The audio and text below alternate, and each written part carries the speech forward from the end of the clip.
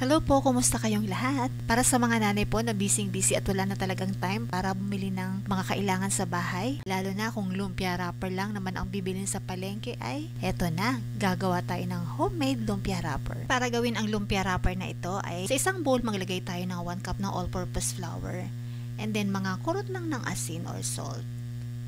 Tapos 1 cup din po ng tubig.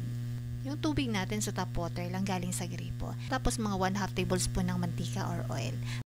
So haluin lang natin ito mga mami hanggang sa ito ay mapino at makabuo tayo ng magandang paste para sa ating lumpia wrapper. So ganito pong consistency ang hinahanap natin. So ito pwede na to. So next step naman para lutuin ito. So isang mainit na kawali, mahina lang po ang apoy. Gagamit lang ako dito ng spatula para ipahid-pahid ko lang ng manipis dito sa ating kawali. Ganito lang. So antayin lang natin nito na yung parang umaangat na po yung gilid.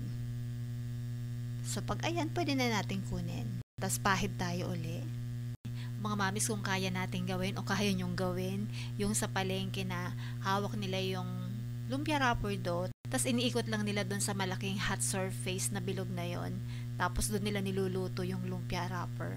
Why not? Kung kaya nyo gawin sa kawali. Kaso parang messy. So ganito na lang muna gawin natin. Kasi hindi pa tayo expert, di po ba? Mga mami, sa kagawa nga tayo ng 30 pieces ng lumpia wrapper na small lang naman, maliit lang yung ginawa natin. At try natin itong gamitin sa ating lumpiang Shanghai.